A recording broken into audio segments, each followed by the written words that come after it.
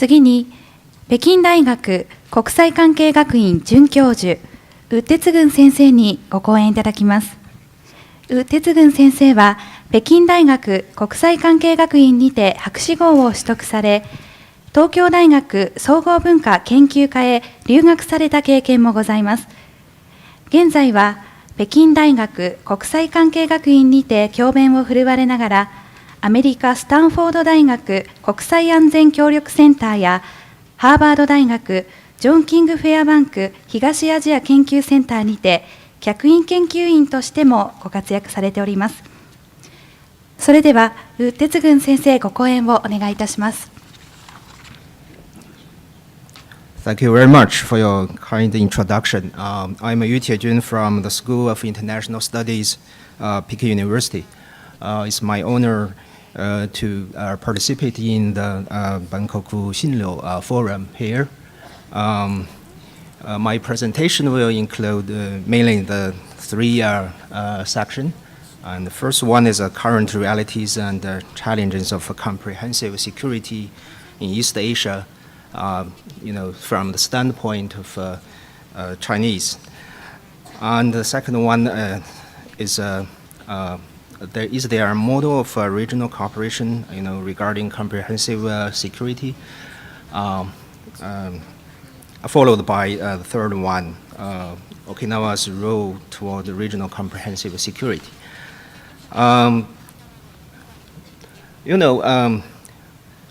The concept of a comprehensive security, we also use this concept in China. I think starting from the middle of the 1990s, when China began to participate in the ASEAN, ARF dialogue, and in the Chinese context, the meaning of comprehensive security is it includes both traditional security and non-traditional security. We have also a similar, I think, concept, like the comprehensive security, that's overall security. Here I would like to quote President Xi Jinping's, his remarks at the fourth summit of the Conference on Interaction and Confidence-Building Measures in Asia on May 21st, just this year.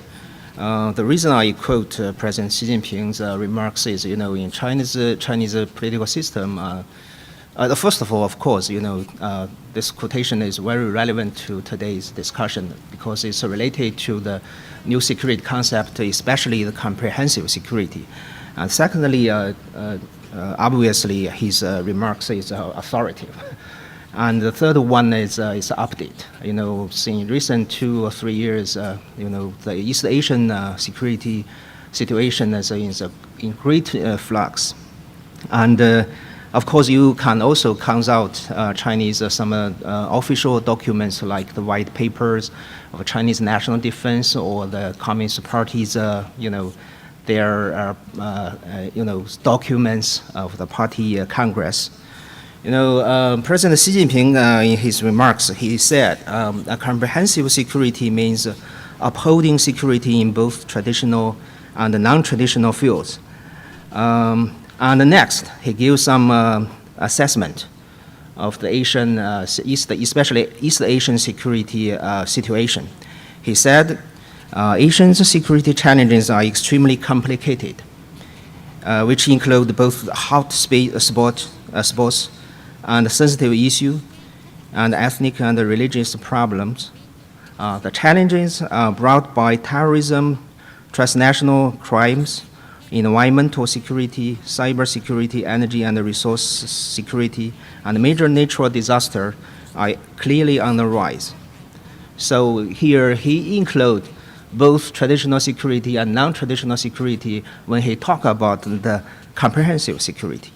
And he also said traditional and non-traditional security threats are interwoven. Security is a growing issue in both scope and the implication. So, following his remarks,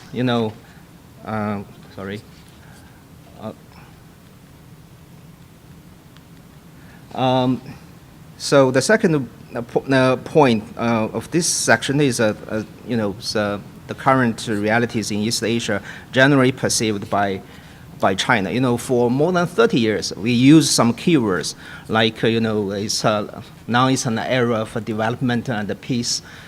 We still use this kind of words when we describe the situation, the security situation in East Asia. So it's a kind of, I think, supplement to his, assessment of the rise of security, challenges in East Asia. So specifically, what kind of a traditional security challenge in East Asia? So first of all, is Korea nuclear crisis. China as a host of the six-party talks since 2003, and it's already 11 years, unbelievable. A decade has passed, but there is no fruitful result, from the six-party talks. And we paid a lot of attention to the Korea Peninsula. Just several days ago, I think President Xi Jinping gave his state visit to ROK, and he made it clear we want to say we still insist on, a nuclear-free Korea Peninsula.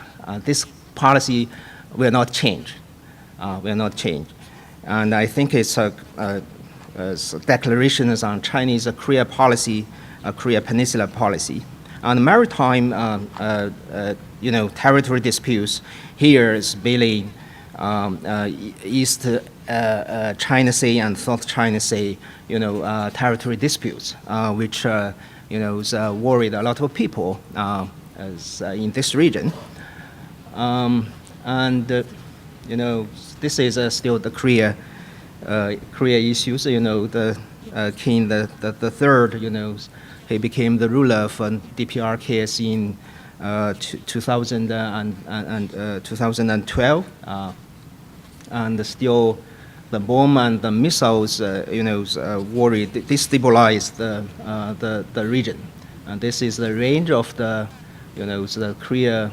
The North Korea's missiles, which was regarded as a destabilizer in this region, and the territory disputes. That's very unfortunately, which made the Sino-Japanese relations hit the bottom. Since its normalization in 1972. We should celebrate 40 years of normalization, but just in 2012, the year of 2000, when the Diaoyu Islands, the Senkaku issues, territorial disputes, emerged, so we are facing now very serious situations, deteriorations of bilateral relations, and in both countries, this. I think hurt severely, the image about the other countries and the feelings.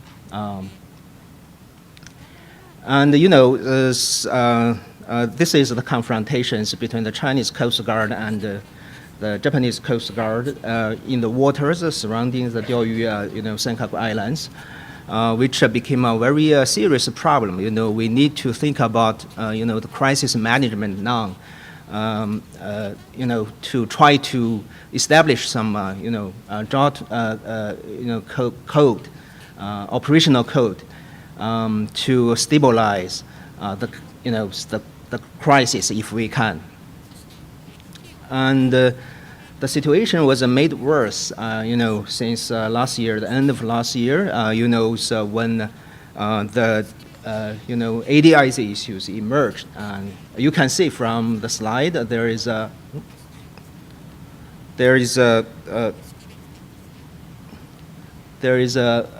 big overlap zones here. In recent several months, so we can find the dangerous, approximations of the military planes from both countries in this region. It's very, very dangerous. Just think about the 2001, the military planes coalition incident between China and the United States. over the South China Sea. So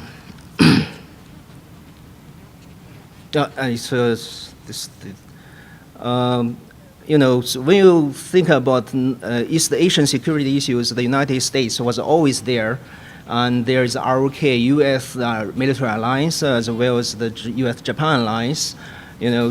President Obama visited Japan, and made it clear that Article 5 with the security, alliance will take, effect.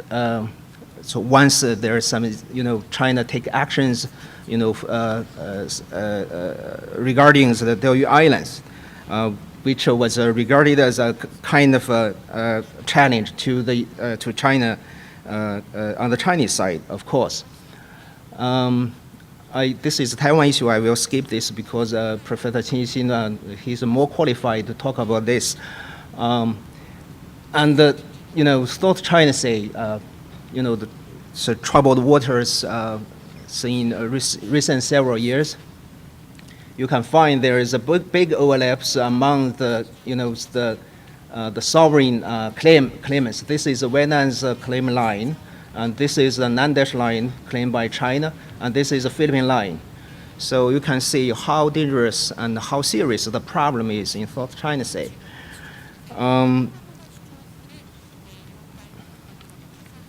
The other I have talked is about the traditional security issues, and non-traditional security is also a big problem now in the eyes of the Chinese. This is the air pollutions in Beijing. So regarding non-traditional security, we usually include environmental security issues, disaster relief, terrorism, pandemic, disease, transnational crimes, energy and resource securities, which was included in President Xi Jinping's talk.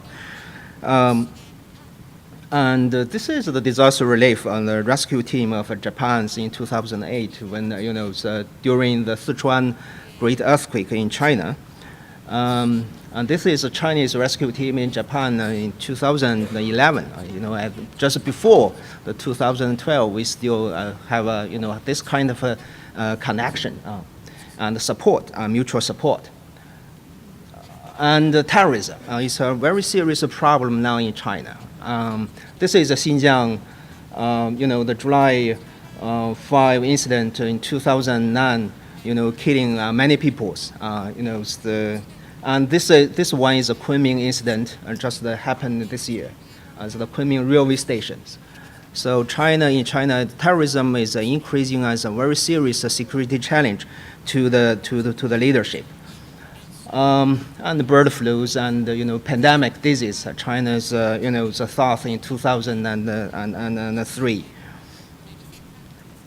So this is energy security issues. And secondly, it's can we find some models we can learn from the examples, good examples.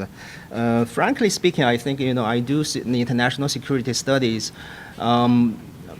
So we do not have a perfect one, and if you look at the EU, the most advanced, maybe it's regarding comprehensive security issues, we can say it's a weakness in dealing with, for instance, the Ukraine crisis.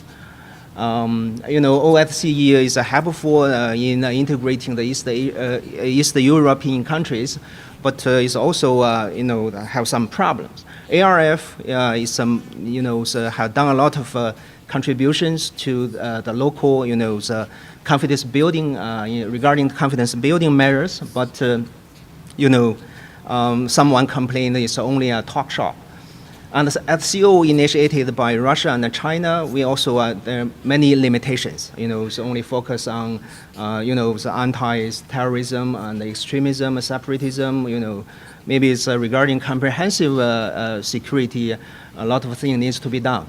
And the SICA, and you can see there are many advantages and disadvantages for all these security regimes. But in the case of Northeast Asia, I think still, although there is no panacea if you look at the security regime, but I think still it's very urgent and it's helpful, and we need to establish such kind of a platform, dialogue platform, and security regimes in the East Asia context. So the third, what kind of role Okinawa can play? I just follow Professor Takahara Sensei his words. Okinawa is a very special regarding its geography, its history. If you look at Okinawa history, it used to be a very successful, trading state, a trading kingdom. And it's also, it's a tragedy because it became a very miserable battleground during in the end of, Second World War and the Battle of Okinawa, and now it's become a focus regarding the military basis. So this, make Okinawa is a very special place for peace and stability in East Asia. It's combined, a lot of things here. This is the 2+2. Trying to pay a lot of attention to this. The 2+2, dialogue meetings, and the U.S.-Japan alliance focus on, of course, the military bases. The Ospreys, the Futenas, Futema bases. We just have a look yesterday on the demonstrations. So this and secondly is as a bridge. As a bridge, first as a bridge of communication, of hub of cooperation. You can see from this map. Yeah, it's a hub. It's a hub, the Okinawa.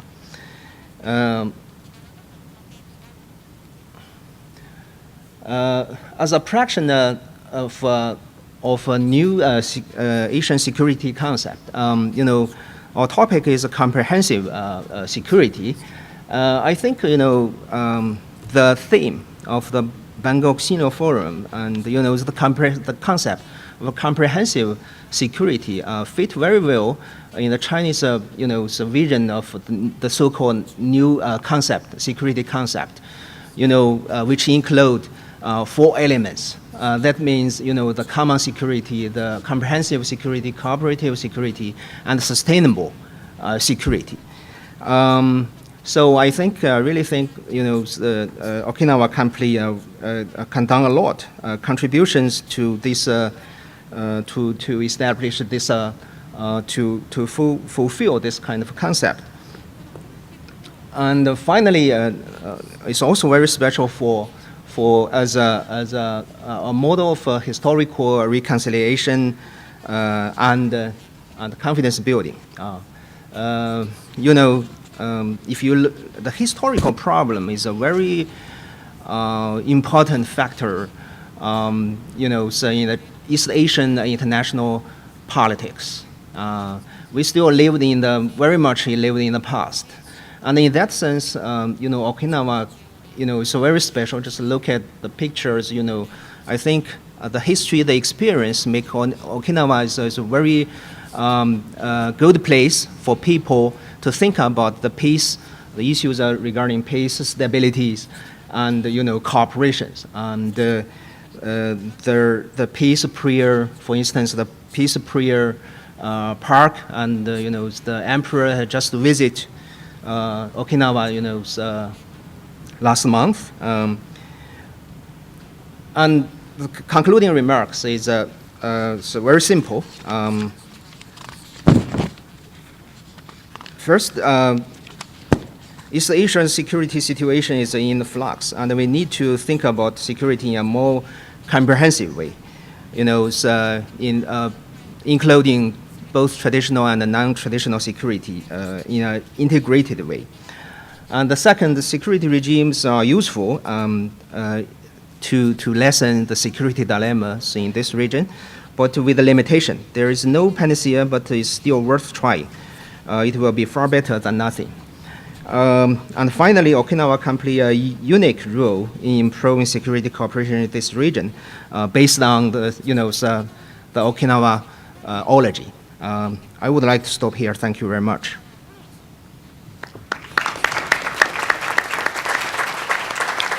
宇哲軍先生、ありがとうございました。